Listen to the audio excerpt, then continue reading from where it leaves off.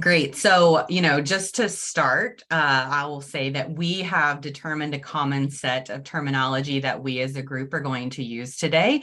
And we also acknowledge that things can evolve and change in how, and there may be new terms and different ways to talk about this. So if you have them, please share them. But we kind of came to this with our standard set of understanding, which we will share. And then, we really want to focus today on how organizations can design their work environment inclusively and to consider neurodiversity. So with that in mind, I want to kick off by asking Dr. Ballard, what is the term neurodiversity and what are other terms we need to know? And we're going to pull up a slide that Vanessa shared with us that I thought was really a great visual.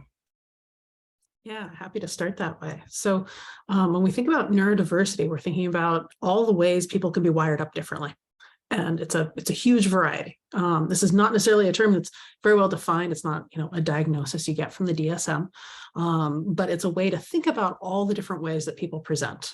So classically, neurodevelopmental disorders in particular would often be thought of as under the neurodivergent or neurodiversity umbrella. So things like ADHD, autism, learning disabilities, intellectual disabilities on one hand, all the way up to giftedness on the other. These are all different ways that people can get wired up in differently. So that means that they're going to experience the world in different ways in terms of how they think, how they perceive the world, the physicality of it in terms of how sensory information comes in, also their emotional reactions.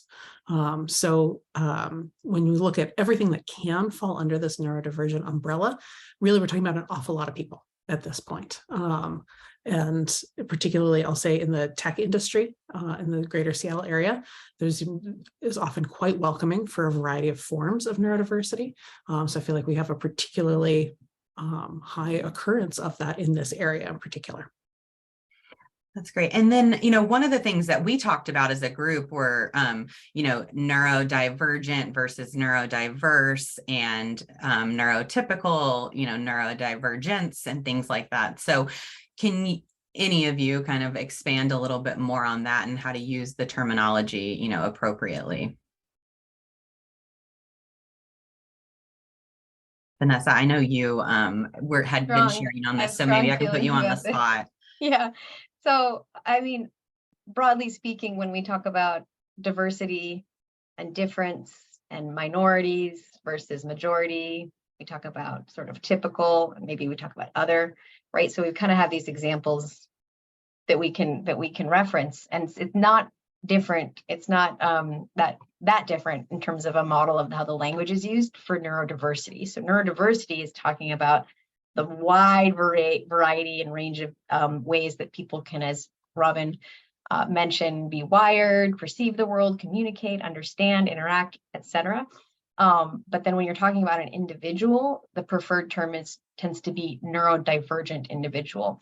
It's a little bit like back in the day, people would say, oh, let's go to an ethnic restaurant someday. And what they really meant is a non-typical cuisine to the area that we're in. And so similarly, we don't say a diverse candidate. We would say a candidate who is representative of a different group, et cetera. So this is, again, just sort of marrying that kind of evolving language. Now, will this language be different in 5, 10, 15 years? Surely, but here's where we're at right now. So thanks for asking, Sarah. Yeah, thank you. And one of the things you had shared with me that I also saw is, right, it's important that, this is the language we're using, but asking a particular group or individual how they would like to be referred to is important because it varies, right? It's not the same for everyone. That's great. I'll give a quick example that Robin will probably nod vigorously to, which is a no longer clinical term, meaning it's not in the latest version of the DSM, Diagnostic Statistical Manual, is Asperger's, right? Elon Musk, as some might remember, went on Saturday Night Live and said, I have Asperger's, I'm an Aspie, et cetera. That identity may no longer have a clinical, let's say, meaning or diagnostic significance. However, when that refers to a community of Aspies, I count friends and family members who would consider themselves Aspies and be proud members of that community. And so we don't take away those types of identities or community sense of belonging or descriptors for self. So that's a perfect example. Again, but you don't want to also use that as a slur in any way. So it mirrors a lot of, I think, the language and use and application for all kinds of difference that we're encountering more openly across the board in society, organizations, and even families. Yeah, thank you. Thank you. So one of the topics when we were preparing, we talked about was around, universal design, and maybe how you've advised others on, supporting neurodiversity in your organization. So maybe Brett, I'll start with you, and then we'll ask everyone else, how have you used, universal design to help organizations support neurodiversity? Sure. So in general with universal design, and I think Vanessa is the one who has a slide for that. She may be able to go a little deeper into, what she's seen with it. But for the most part, where I've worked with companies around it is really just focusing on skills that are strengths and having a strengths-based way of looking at roles versus, say, if a job title has 20 bullet points under what it's supposed to be, but if you actually dove into it with somebody and found that they were excellent at 7 of those things, they're good at 4 or 5 of those, they're bad at some, and they're really not good at some at all. And in the world of neurodiversity, if the reason for that is brain chemistry, then it would be better to help that person have a partner to take over those duties, or just take that out of the job role for that specific person to help make them more fulfilled, make them be more productive, and actually make the company better too. So when you talk about something like strengths, that's not neurodivergence, that's human, right? So that makes it more universal to where it affects other people. And Vanessa had some other examples that were good, and I don't want to take her examples. So. Yeah. Vanessa, why don't you share now? I'm not sure I would say they are liberally borrowed from the world of neurodiversity, neurodivergence advocacy, et cetera. But I think one of the things that I think is important to keep in mind is, and this is specific to explain, but also a meta reference for anyone in the audience who maybe is autistic or has a friend or family member or colleague, but precision of language is important. So being precise with the language and talking about universal design and how, again, we're talking about how does it meet the broadest needs and requirements of an individual, while we're also focusing on strengths. So an example would be, and I think I actually took this from Robin, which is no one has ever suffered from too clear of communication, right? No one has ever really been, let's say, slowed down by having to use, let's say, a small ramp versus a set of stairs to get into a building. However, the stairs are going to be a good fit for someone who's able-bodied, maybe even someone who wants to get some steps in. However, it's going to be more broadly supportive to people who are in wheelchairs, anyone using a stroller, someone who has a dolly, someone who has a knee injury, right? So temporary or permanent kind of impairment. And so it's sort of this idea of ramps, not stairs, right? And when you think about that from the workplace, something as simple and common as a meeting, what are the ways that you can design and be intentional with the way that you schedule a meeting, structure a meeting, roles within a meeting, tools like having an agenda and follow-ups, the length of the meeting itself. Maybe meetings don't start right on the dot and don't end, right at the hour and start at the hour. Maybe they start at the hour, have a 5-minute grace period, content starts, and then maybe it's a 50-minute or 45-minute length to give people time to, even if they're located on Zoom, have a break or pause in between. Those are the types of things that go from being kind of nice to have for someone who's, having a really great day, they got a great night of sleep, they're feeling healthy.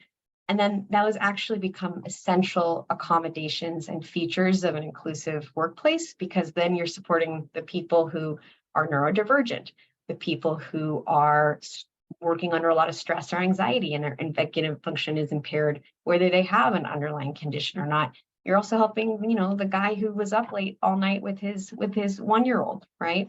Because they've got a fever or they're teething or whatever the thing is. And so again, these features are and traits you find in a lot of really high functioning organizations.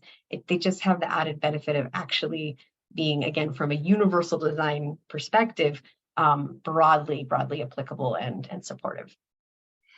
That's great. Thank you. And Dr. Ballard, I think you had some items to add in this question as well. Right. So just to take a very specific example, it's very common when I assess, especially adults for ADHD, and sort of walking through what are some of your common experiences. And for a lot of them, they're not fundamentally misunderstanding tasks. Often the understanding is completely intact. It's the ability to actually execute. So the sort of executive functioning that Vanessa touched on. So a really classic example of just kryptonite for the ADHD brain is you're walking down a hallway and you catch a coworker and you say, oh, I have a couple of things to mention to you. And you rattle off a list of things and the person goes, great. And they do understand it at that moment and they fully intend to go do the right thing with that information. But working memory is really impacted by ADHD. And working memory is your mental scratch pad. It's how much you can hold in your head at one time and work on. So the person that you've just given this wonderful list to takes 2 steps down the hallway and it's gone. And they have this sensation of like, oh no, I remembered one of those. And so it's not malintent. It's not an inability to understand what you said or even to execute the projects, but keeping track of that information is what's hard. So if instead you do something like build up a company culture of, hey, I'm going to reinforce this by sending an email, or letting the person who's receiving the information say, let's pause for a second so I can write this down. Those are the sorts of things that, again, it's good for everybody, but it is absolutely crucial for the ADHD brain in particular. Yeah, thank you for sharing that example. And Vanessa, I think you unmuted just now. Yeah. Yeah, I was nodding vigorously. So I'm proudly actually ADHD. So as Robin was sharing that, I was like, yes. What we as neurodivergent individuals often do is try to make it work, especially in absence if some of us don't get diagnosed until adulthood. So you go through your whole life wondering, why is everybody else just able to do these things effortlessly? And why is it so challenging for me? And so you do things like you carry a little notebook in your pocket, or you make sure to have, for example, transcript recording allows for us to have another reinforcement. I only watch television with subtitles because it helps me not only get it in, but also retain it better. And so I think what's nice is with just a little bit of a shift in the culture, not even a one-on-one accommodation, you can find ways to, again, support your people, whether they have a formal diagnosis, whether it's a temporary, let's say, impairment, like the new parent who's not sleeping at night. That also impacts, if I'm correct, Robin, lack of sleep will also impact your executive function and your working memory, right? So sometimes I use the example for people who don't experience the world with some of the features we're talking about. And again, they're different collections of features and traits across different diagnoses. So that, there's the adage, if you've met one autistic person, you've met one autistic person in terms of the differences. But as those clusters do come together for ADHD, very common for the working memory deficit. I would say, oh, Robin, I'm sure that's like a pretty standard qualifier for the assessment. So all that to say, actually, I will make a comment. The chat popped up in front of my face, and that made me lose my train of thought. So I had that little working memory reset, where am I? What am I talking about? What's going on? So thank you for the grace of everyone. Just you're seeing this in action. But again, I guess to wrap up, my point would be that all day long, those of us with these differences are going through not just work, but our home lives and the world, trying to make it work. And so a little bit of support and accommodation and change in design of our surroundings, especially where we can, like at home and at work and hopefully school, makes a huge difference. Anyone who's experienced jet lag, maybe they've been traveling for 36 hours, lack of sleep, plus stress, plus difference, plus time zone, and gosh, I'm just not at my best today. Well, that's what it's like every day for people with ADHD often. So you make it work. Yeah. Thank you, Vanessa. Thanks for sharing. Your okay, perspective. jump Yeah, in go with ahead, one Brett. little thing. So I also have ADHD. So yeah, like Vanessa, we start with asking for grace and having loving kindness for what we go through. One thing that has occurred for me a lot with a lot of my individual clients and as well as the company, that we just don't think about that can make a really big difference is how neurodivergence is really just a different operating system than neurotypical. So if we look at it more, sorry, my puppy's roo-rooing in the background. If we look at it more as operating systems, it's a little bit easier to understand that, you know, the Android and iOS are different, but there's some things that are the same. And it's not that one's bad or good, it's just that they operate differently. And as soon as you have that understanding, now there's a different conversation. Now there's a different awareness.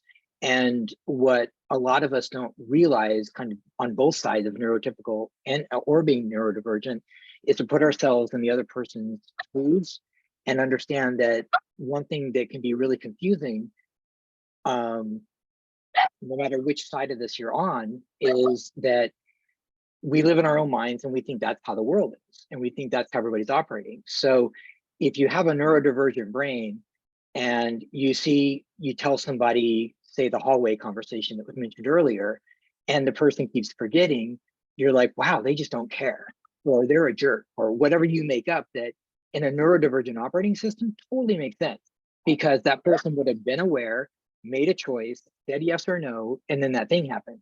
But if you're neurotypical, it doesn't occur for you, or you may not have even just had education that almost, very few of us have ever had on neurodivergence, to understand, oh, the person has low working memory, this is what it means. So they're more likely to forget than not.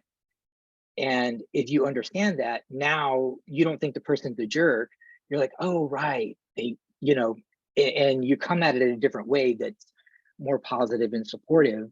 And that's actually what I think is really wonderful about the diagnosis or understanding something about neurodivergence and the definitions, because it's really like 15, 20 minutes of education around this. And all of a sudden it's a different relationship. Like if two people went to lunch and one person orders something the other person thinks is weird in the way they dip their food or what they want to put mayonnaise on, and they're like in their head, oh, that's really weird. And the person goes, oh, I'm from this country and this is how we do it. And immediately in 2 seconds, it's like, oh, okay, no big deal. And we just haven't had that. We just, if you say ADHD to somebody, they generally think of a 4th grade white boy running in a classroom, and that's it. You say ADD and they think, oh, squirrel, distracted. Yeah, we all get distracted.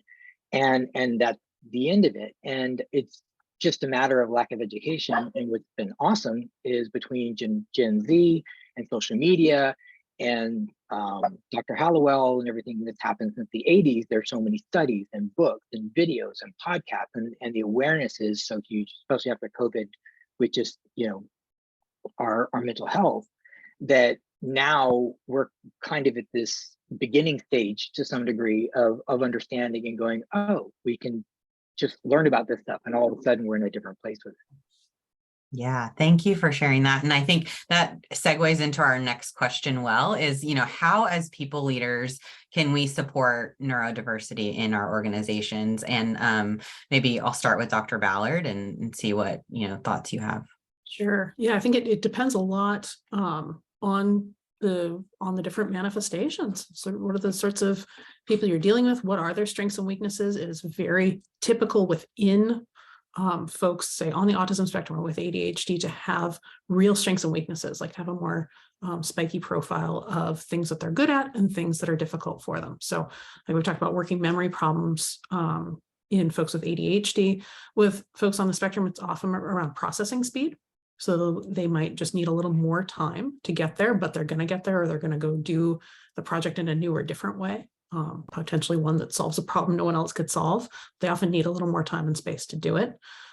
They also really benefit from super clear communication, because one of the difficulties that's at the core of autism is around social communication, is difficulties understanding abstraction, metaphor, and kind of getting the gist of things. So you may feel, for example, as a supervisor, you've been pretty clear saying, someone asks you like, well, when is this due? And you go, oh, sometime in the next week or two. And that might be fine for a lot of your folks. They may either know you and know what that really means is by the end of next week, or they might get the gist of like, well, kind of infer, well, the quarter ends at this point, so I know to do it by then. That may be devastatingly complicated to someone on the autism spectrum who really needs you to say Friday at 5 p.m., right? And have that level of clarity. Otherwise, they may not be able to put the pieces together on it themselves. So depending on the profiles of the folks you're working with, the accommodations are going to look different. So starting with learning a little bit about these different conditions and then having direct conversations as best you can about, okay, where are your strengths, where are your weaknesses?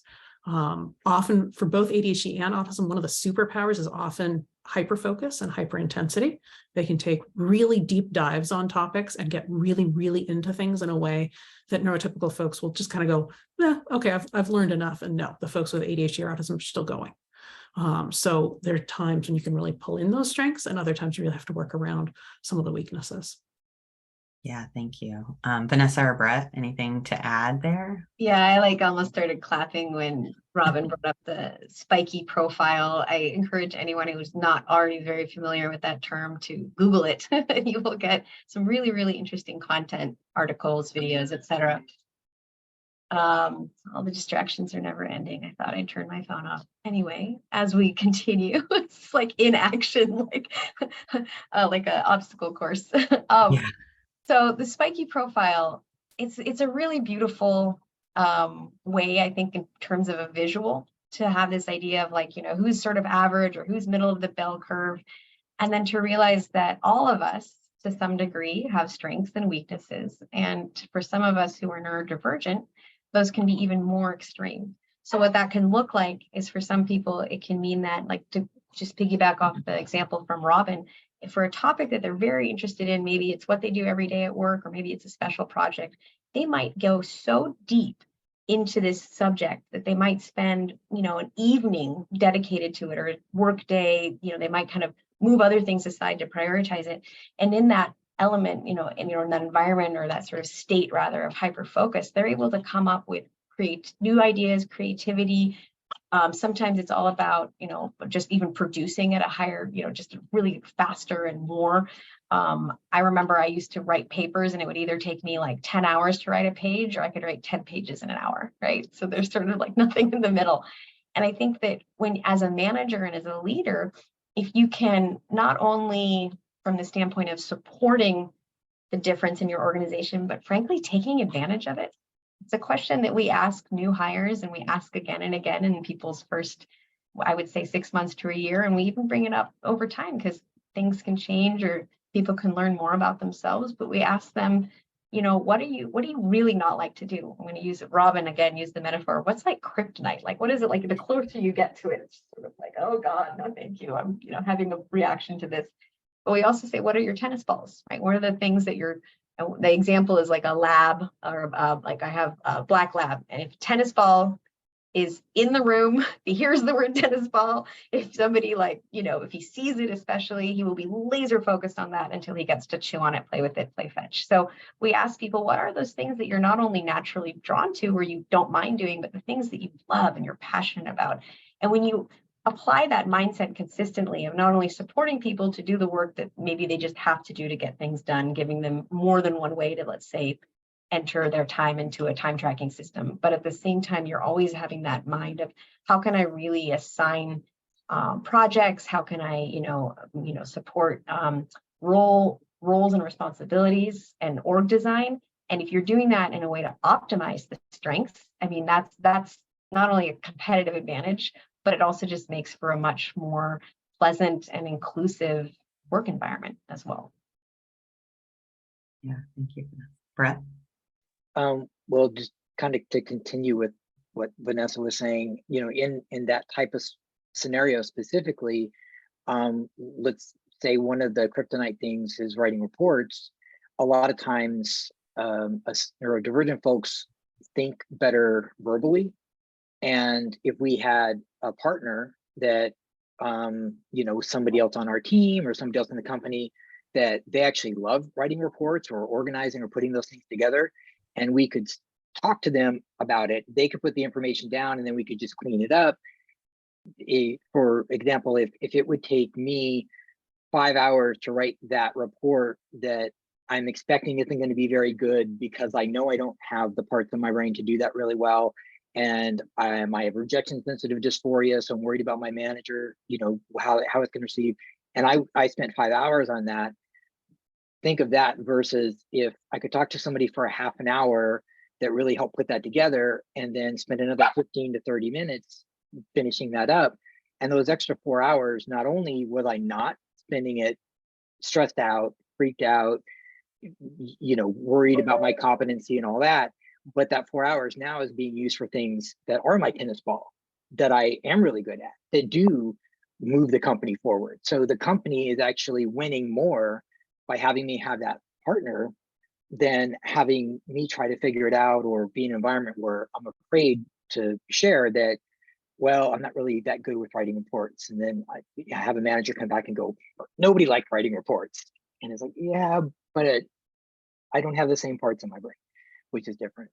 And just, general things that, might just be kind of common sense things for companies is having ERG groups for neurodivergent folks if you don't already, having training or coaching for managers or for the neurodivergent folks. And I think just having that education and these conversations where people are experiencing that it's just part of what we do, then it's not a thing. Then it's not this disorder that needs an accommodation where it's kind of like asking dad for the keys when you're 16 to go take the car. It's just like, oh yeah, okay, well, if you're dealing with those things, what can we do that would be better? What ideas you have? Or here are some things that we don't for some other folks. Is that something that would help you? And again, goes back to universal design, that these are just good human things that kind of help everybody. Yeah, thanks for bringing it back to universal design. I was thinking the exact same thing when you were talking. It's just building, universally. And Dr. Ballard, I think I saw you unmute to add something. One particular area that comes up a lot, certainly for autism, also for ADHD, is around sensory sensitivities. So often people are handling the sensory world in a very different way. And when you imagine, what we take in through our senses, so vision, hearing, touch, taste, a lot of what our brain does is actually gating things out. So saying, if I can still see a book in the corner of my vision, if the book stays there and doesn't matter to me in my environment, I need my brain to ignore it. Right. So that's something neurotypical brains do pretty well. And that's something that's much harder for folks who are neurodivergent to do, is sort of ignoring visual pieces of information. Sound is a really big one. Physical touch, texture, clothing, fluorescent lights, high-pitched humming sounds. Many of those things will be relatively more disruptive. Like, no one likes these things, but they will be far more disruptive for folks who have these forms of neurodiversity. So that's something to think about in your environment. Either can we do these, are there things that are getting under people's skin? Can we reduce them? Can we give people, if they want to bounce on a ball while they work, if they want to change out the fluorescent lights, if they want to, use noise canceling headphones, all of these kinds of things can, again, help most people a little bit, and then some people a lot. I mean, to the point that's very crucial, because often neurotypical brains can get distracted briefly and then pull themselves back on track pretty easily. And folks who are different will often get distracted and they're gone and off they go. And then hours later, they have this like, uh-oh, I was doing something sensation, and they come back, but they've done like 5 other things in the meantime, right? And so reducing the distractions, whatever those are for the person, highly personalized, can make a huge difference too. Yeah, thank you. Love it. Love it. I want to bring something up that we've talked about, but not directly, which is stigma. And I've even seen in the chat and some of the direct messages, people saying, I didn't get a diagnosis until I was older either, or, my spouse or my husband is going through the process right now, and it's, really interesting. And so wherever people are either, feeling like they identify as maybe neurodivergent, all the way to having a formal diagnosis, having it maybe part of their family, their children, versus the folks who might say, I just want to be an ally. Like, this is not a group I identify with, but how can I make a difference? I think I want to kind of speak to the people who would put themselves more in the ally category and say one of the biggest things that you can do to support others in your organization is just to start to find big and small ways to chip away at the broader stigma that we have within our society. Quick personal story. When I shared with my mother, who's kind of older from South America, different culture, I initially told her that my son had received a diagnosis last year of not only being having ADHD like his mom, but being autistic. Her first response was, no. That's not really a thing. And that definitely doesn't apply to my wonderful, brilliant grandson. And with love in her heart, she was expressing a viewpoint that is, really playing into that internalized and externalized stigma that this is not just different. This is bad. This is only negative. This is something to be hidden. This is something to be ashamed about. And if you think about it, we actually used to, societally refer to people who wear glasses as four eyes and a nerd. And I mean, can you imagine that happening now? Sarah, I'm not wearing my glasses, but I could put them on, but you have them. Can you even imagine? Or thinking someone was weak because, or thinking that they were like wicked because they were left-handed, right? So we have historically over time had the difference is suppressed, minimized, and then we sort of say it exists, but then it equals something bad. And then we kind of move on to like, it's kind of actually neutral on its own. And maybe we should just have at least a few left-handed scissors in every classroom and not, sort of demonize somebody, because the reality is if you have a switch hitter on your baseball team, that might actually give you a competitive advantage to have righties and lefties. So I think that what we're in right now, and I appreciate Brett put the comment in the chat about just the increase in diagnoses. That doesn't mean that more people are necessarily being born with these conditions, but it might just mean that we have a higher level of awareness. And as this sort of coming out exists and is happening, what we're seeing is different reactions. And I mean, I literally have said to people before, they're saying like, oh, I'm so ADD today, meaning I'm so distracted and spacey or whatever. And I'm like, well, I actually have an ADHD friend, and they're like, oh, I'm so sorry. Or I've even had people say, oh, don't say that about yourself. I'm like, no, it's literally good to know, right? It's good to know if you're going to have that kind of level of self-awareness. And so I would just, we've given some examples already, but, two that come to mind would be normalizing conversations about differences in sensory experiences, differences, communication preferences and styles, differences in processing speed, right? As Robin gave an example, the person on your team that's like impulsively jumping to share an idea because they have ADHD, and across the table is their colleague who's maybe autistic and is processing. And maybe actually, if you paired those two up with a third person, maybe who's neurotypical, that's actually your dream team, right? They're going to come up with and write the amazing report that's going to be game changing, but now single one of them is going to contribute in the same way.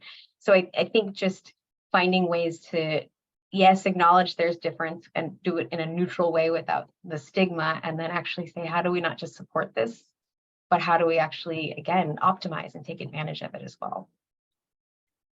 Yeah, thank you.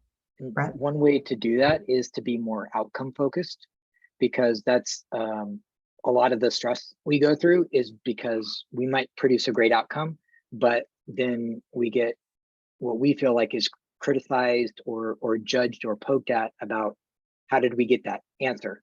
It's like, well, how did you do it? It's like, I'm not good at taking that, putting it down here, writing it so you can, that communication translation is really bad. But if it's a better outcome than you were getting or than you expected, work backwards from that and really value that. Because one thing, again, that makes this really challenging is most folks who are neurodivergent are really high IQ. And so there's areas where we overproduce, or people just, working together, you just unconsciously pretty quickly go, we make these assessments and, oh, that person's smart, or they're good at this or good at that. And so if we see that someone is, overproducing in certain areas or smarter than us in other areas, but they can't remember where they're supposed to put the cups in the break room, it doesn't make any, it doesn't, the math doesn't work in our brains. And so that's, part of, I think, the the breakdown that happens is that without understanding, oh, there's some different operating systems, there are some different ways these things happen, and oh, you can be really strong with innovation and creativity and hyper-focus and delivering these amazing things, but you can also not be good at getting to meetings on time, and now you're getting written up on a PIP because you have time blindness, and it's a brain chemistry thing. It's not a disrespect thing. So Yeah. that's helpful. Yeah, thank you. Everything's helpful. I am asking now for any questions from the audience. I have a couple more, but I want to make sure we get to your questions. So I think I just saw one pop into the chat, but you can either throw them in the chat and I'll catch them there, or if you want to come off mute and ask as well. But I think the first one I see here, thank you, Rebecca, is ideas to help support neurodivergent team members as we work in a virtual world with Zoom calls, conference calls, Slacks, all the, I mean, Vanessa, you hit on this earlier, right? The distractions of the Slacks and the emails and the, things that come up. So any kind of tactical or, examples that you would recommend? Yeah, I'll start off with a few. Number one, I use a kind of a clinical term to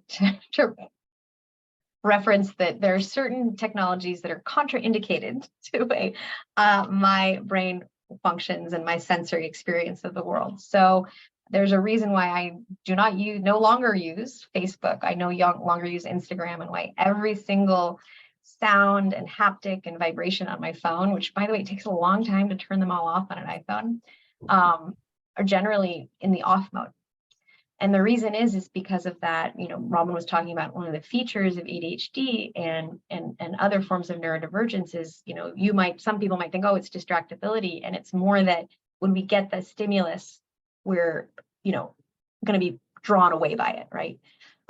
Like you kind of, Brent, mentioned that squirrel, right? And so I think one of the things is that people who are maybe neurotypical might think, oh gosh, I like to have these alerts. I like to have a little flag come up. I like a noise, I like this. But for somebody else, and again, this depends on the individual, but broadly speaking, this is going to be consistent with ADHD. It's not that we have a lack of attention. Sometimes it says attention deficit. It's that we almost have too much attention, and we're too easily, pulled into things. So I on my team, we don't use Slack, and we try to minimize emails. We also try to minimize direct live meeting time, and we save the time that we're actually working not asynchronously, so working live together for sometimes more of the fun stuff or brainstorming, or there's different a fit for purpose. So we use, people use different version of this, whether it's Notion or a Google Doc or Mural, I think is one of them, but those are all tools that allow you to actually kind of have a virtual whiteboard. So imagine we're all back in the office and we have in the hallways giant whiteboards where we can add stickies, we can put little magnets with things and what have you. And that is actually, again, an example of universal design, because it serves the similar purpose from a communication, an update, task assignment, and knowledge and collaboration that you might have with Slack or email, but it does actually force you to have a bit more precision of language. You wouldn't expect someone to go up the whiteboard, a shared whiteboard in a conference room, let's say in a company, and write gibberish on there and have expect anybody to know what, or be imprecise in language, because you're not necessarily going to be able to say, what did you mean by that, right? But in email, constantly we're writing things and sending things that are kind of not really,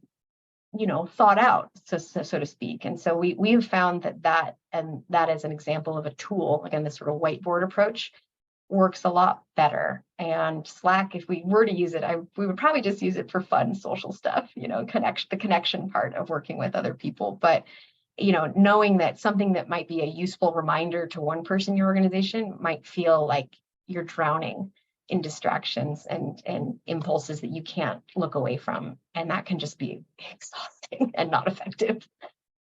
Yeah. Thank you. I know I have a raised hand, but before I ask Lauren to come off mute, anything to add, Dr. Ballard? Yeah. To use an example, to be more specific to autism spectrum disorder, eye contact is usually very hard, very confronting for folks on the spectrum. So minimizing the time that they're going to be doing video calls or required to have their camera on or made to stare at a bunch of faces can be really important too. Yeah, thank you. I thought of one more thing, Oh, actually. yeah. In the pitch for asynchronous processes, even when you are working in the same time zone, even when you are working, maybe down the hall, is that it allows people of all flavors of neurodivergence to manage their energy a bit better.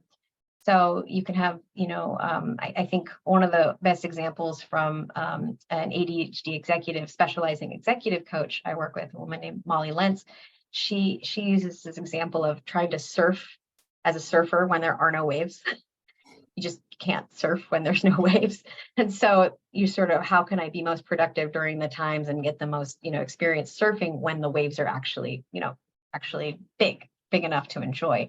And so by creating an environment with a combination of asynchronous and live collaborative tasks and responsibilities, what you're doing is you're actually letting people of all different kinds match their energy to the task at hand so that they're doing the sort of more difficult for them specifically work at a time of day or in a day where maybe they didn't have a lot of meetings and they could do a deep focus. And so that's a very great example too of universal design, where we, in our organization, we always ask the question, can this be done asynchronously? And if it can, we're working from a system design and an org design, process design standpoint to enable that. And that bias has only served us well in many different ways. That's great. Thank you. And Brett, I think you unmuted. Did you have something to add? Sure. I was going to say, what we've been talking about a lot right now are systems. And so if we just think about that one thing that can be really helpful, as there's 3 different pillars that we work with people on, and one of them, as far as behaviorally, is fewer steps, systems, and anchors. And we're all making up systems consciously and unconsciously. Leaving your keys by the door is a system, and not forget. So specifically around what we're talking about with email and Slack, and I've talked to neurodiverse folks that are dealing with 5 different communication systems in their company and driving them, crazy. So the good news about understanding this is executive function, or working memory, those kind of things, is that we can create some systems around that as much as we can as an employee to design, our time and our day. Of when are we going to check those things? Is there a way I could only check those things 2 or 3 times a day? And on a company level, it would be awesome if that was kind of created, or be like, hey, we're only expecting you to pick a time before 11 a.m. and pick a time after 3 p.m. to do these things, so that you don't feel like you missed something because you took 2 hours to answer something on Slack and someone gives you a snarky comment. Mm-hmm. And that again goes back to the executive function, where if we have 20% of neurotypical folks, that's like having 2 gallons in the morning where you have 10, and by 11 a.m. or 12, we're out, because every decision, everything with organizing, planning, working memory is taking some of that away. If you're familiar with the spoons concept, with autism, similar way to look at that, as by noon we're low or out, which can create things like irritability later in the day, or defensiveness, or not being able to do these things that if we had a system to do them, knowing when we're pressure in the morning or at a certain day, then we can, try that. If it doesn't work, try something else. But systems and anchors and fewer steps, help us to retain some of that, or extend how much executive function and working memory fuel we have. That's great. Thank you. And Lauren, you can unmute, please, and ask your question. Great. Thank you so much. Appreciate this conversation and for all of your insights so far. Kind of staying in that same fully remote virtual workspace, which is our company, but we're a consulting firm. So our consultants are employees of the company, but they're often working with clients virtually. And is there any, how do you effectively manage those external relationships where you have less control because they're entering someone else's environment? And we're a technical writing company, so people are usually, all of our team is highly skilled, and then you kind of add on these layers of neurodiversity, and then we don't have as much control about what's happening in those external environments as what we can do to support them internally. So is there anything that we can do to better, support them when they're working in those external situations? How do we just build a better support system for those folks so they can thrive, not only when they're interacting internally, but that they can also thrive externally as well? I'll take a stab. So thank you, Lauren. Great question. I am a self-professed recovering management consultant. So I totally understand the, working and collaborating with teams, managing client relationships, being on site at a client, and needing to kind of, as in client services, you try your hardest to adjust and adapt to the culture and the norms of the client. That's part of what we think of as good client services delivery and adaptability, flexibility of a consultant. I think you actually mentioned the two things about thriving and supporting your individuals kind of when they're on, at home base versus when they're on site. And I love that you are already understanding that those are two very different things. So I continue to encourage that mindset. And I would just say having, I think the relationship with manager and colleagues and having openness in that, and again, trying to dial down the stigma at a base level, and then also making accommodations and communications that can be a source of a respite. It's a little bit like students who are in school and public school, and maybe they don't have an IEP, they don't have accommodations. It's even more important to have changes and support at home, because that's where they can go and they can recharge, so to speak. Same thing for a consultant who is on site, on the client site, and then maybe has something to come back to, even if that coming back to is a virtual environment. And then the second thing I think is that there is a role in an organization, particularly from the engagement manager, whatever you call that main client, liaison who might be, or how, I'm not sure how the consulting firm is structured, but there's this sort of third-party advocacy for your consultants that company can provide upfront with, for example, SOPs, right? Standard operating procedures. So to kind of piggyback around Brett saying, as a company, saying things like maybe there's two times a day before 11 a.m. and then after 3 that certain communications get checked. If you're laying that out in your, initial statement of work or in your client agreement or expectations, or how you even onboard a new client, then you're not going to put your consultant in a position of having to make it like, this is special for me, it's just the way we do things at company consulting firm XYZ, right? That's just part of all culture. That's what just works better. So I think that looking and sort of understanding the ways, again, that you can, in advance advocate for certain expectations and certain standards of how that client relationship is going to work. Again, you're not just going to benefit your neurodivergent employees, you're going to really benefit everybody. So kind of like keeping an eye out for those and prioritizing. And if you ask your team, if you ask your consultants, they will tell you. They will tell you the things to prioritize. Is like, these are the top 3 to 5 things that if we could make standard in the way we operate with all of our clients, put it out there up front. I mean, that could make a big difference just, right from the get-go. Thank you, Vanessa. Dr. Ballard?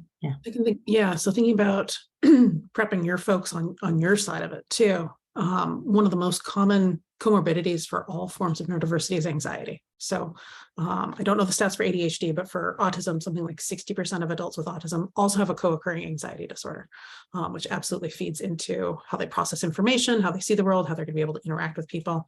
And one of the things, so anxiety tends to cause 2 things, avoidance and rigidity. And so we want to, as much as possible, help like pre-planning and going after and approaching instead of avoiding around the things that are going to be difficult. So we know that rigidity is also a feature of autism. And so that's harder to work on. Like, they may still need things to be certain ways, but one of the things you can do in advance is help prepare people for, here's some of the ways they might react. Okay, if they seem happy with it, here's what you might do. If they're not happy with it, if you can't really tell, how might you ask? And sort of walking through and role playing and scripting some of those things in advance can be really useful for folks too.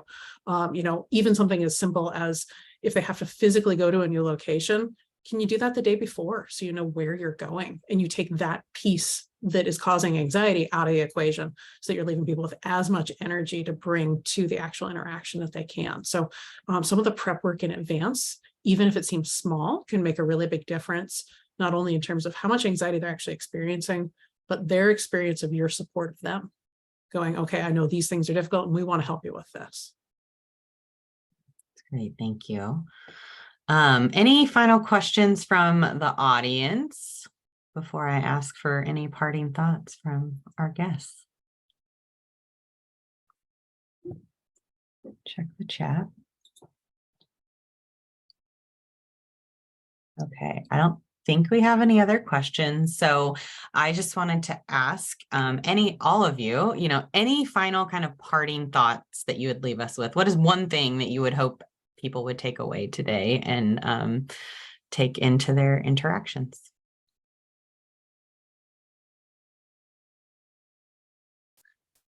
I'll start by saying thank you for being here. I don't know from, your names, obviously, who identifies, has a diagnosis, maybe lives with somebody who's neurodivergent and who is thinking, I'm really just here to understand, open my mind, and in any way possible be an ally.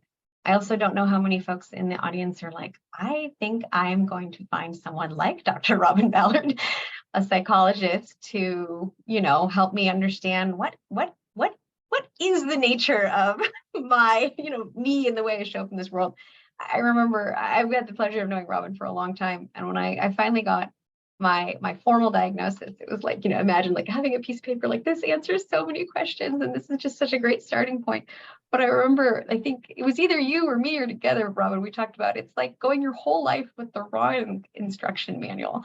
And then all of a sudden somebody gives you the right instruction manual and you look at the numbers on the front and you look at the numbers like on you as like a robot or whatever. And you say, these numbers actually match. And oh my gosh, isn't it good to know the operating instructions for me and as an individual, because gosh, life just gets a lot richer and better and more interesting. And so if you are going to benefit from that kind of knowledge, or you're going to benefit from an organization where you can advocate for change, whether or not you, again, identify as neurodivergent or not, just know that you're going to make a huge difference for many, many different people in your life. And it's a worthy endeavor. So just thank you for being here, I guess would be my closing thought.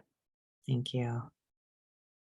I would totally agree with that, and add that these differences we've been talking about today can be amazing. And it's really worth tackling the challenges that come with it to see what strengths emerge, and having just a diversity of thought, opinion, style in your organizations does over time make them more flexible, more adaptable, and better able to serve a wide variety of people. So it's really worth tackling these challenges for all of your employees and for the folks you work with. Thank you.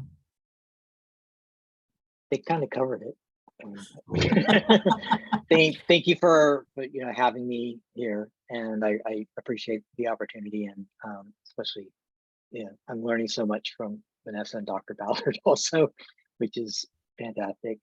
And I guess just like what we talked about earlier, a little bit of education and loving kindness or grace goes a long way in creating systems. And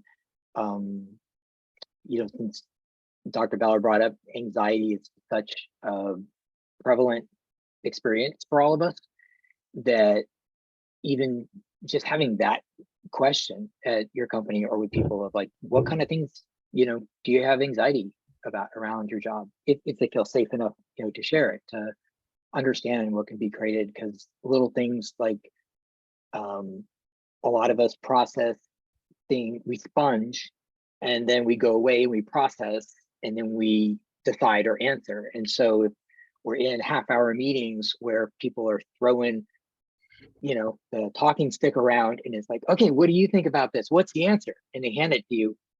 That's a nightmare for us.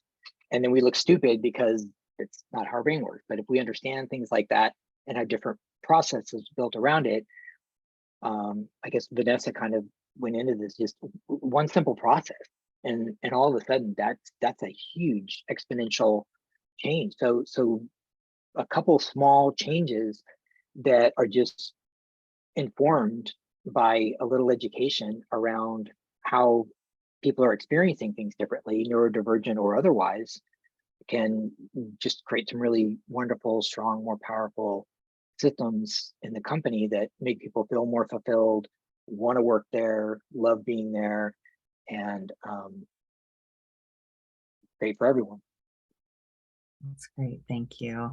Thank you all. I know you all have some resources you shared and some ways in which you can support individuals and employees. So we will add that to what we send out. And then I do want to do one, again, thank you of our sponsors for being able, Jer is here from PBS, Professional Benefit Services, and I think Rachel is here from Parker Staffing.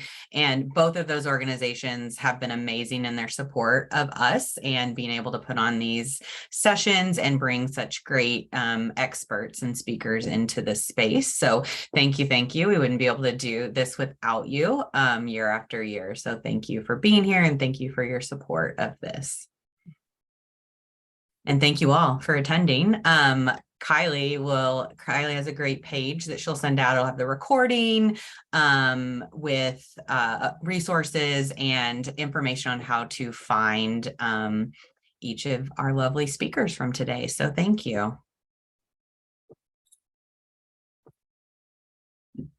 Okay, bye all. See you in May. Oh, and I did forget to mention for anyone that's still here, Vanessa and Bannister Advisors has a great offering for Mental Health Awareness Month next month in May. I shared it in the chat, but maybe we'll include it an email out to the group again as well.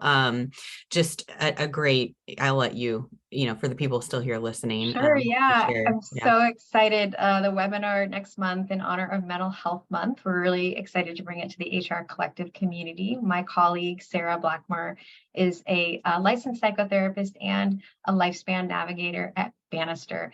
And we are briefly an employee benefit, and we get the chance to work with organizations at the intersection of mental health, behavioral health, and life crisis navigation. And so as we work with different companies and have a curriculum we're really proud of, we kind of get to bring the highlight reel out to the public, so to speak. And so we're bringing some of our most popular content in a 1-hour format, including time for Q&A, which is kind of like an AMA, right? Reddit style for a psychotherapist.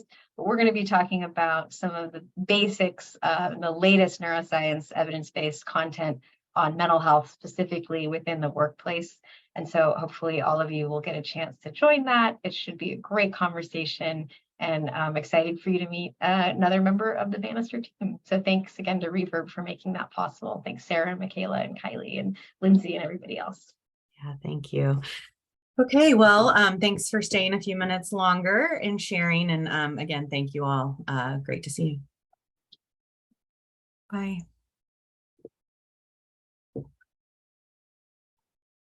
Leaving.